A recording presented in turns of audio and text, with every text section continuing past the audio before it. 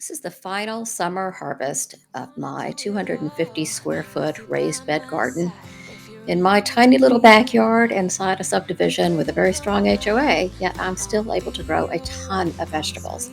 So today is October 17th, 2022, and here in Middle Tennessee, we have 3 nights of below freezing temps coming up. So it's time to go ahead and clear out everything on the peppers and tomatoes.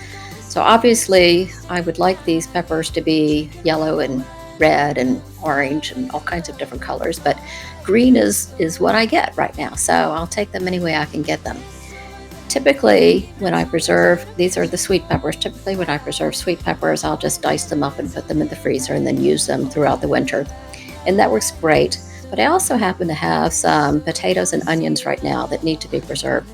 So I think I'll do another round of the potatoes O'Brien that I did back in August during the Every Bit Counts challenge. So I'll link that video up above. But that has turned out to be a really great way to preserve all 3 of those items. You'll see this bowl is going to get very, very full. I have lots of chopping in my future.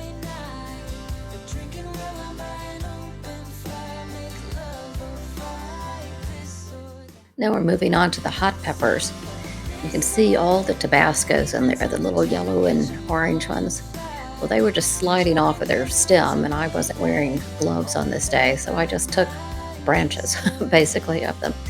So I have a ton of hot peppers. I will be making a lot of hot sauce. I'll be making some pepper rings that'll be pickled and canned.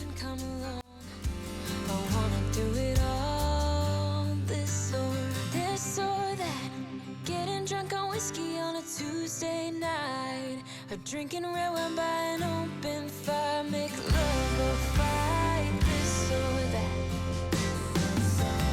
This or that. Evenings on the train or catch a morning flight.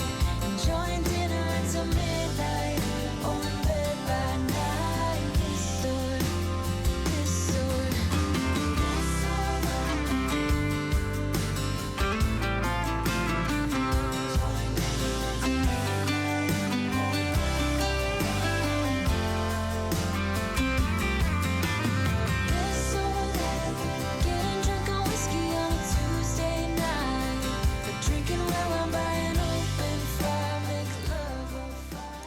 Now we're moving on to green tomatoes, and my goodness, I have a lot of green tomatoes.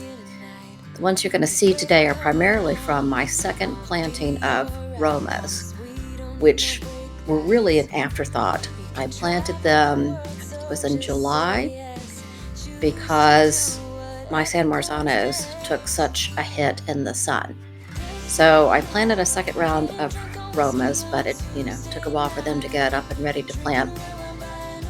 And they were just loaded. I mean, absolutely loaded. But I could have used another month. Now, granted, our freeze is early, but I could still have used another month. So next year, I'm going to plant a second round of Romas. However, I'm going to do it in June and probably in early June. So maybe 3 or 4 weeks behind my first round of Romas that I plant, because this is just an extraordinary amount of green tomatoes.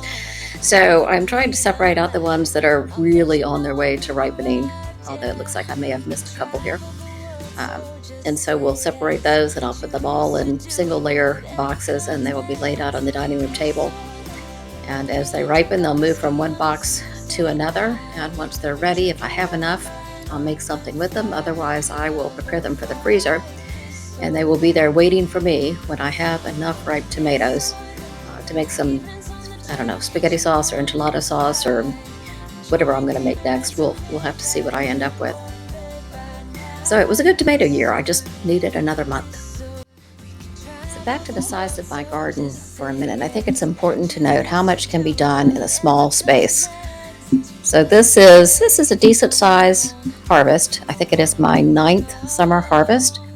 And before that, I brought in dozens of heads of broccoli and cauliflower and a bunch of cabbage and buckets of kale and spinach and lettuce.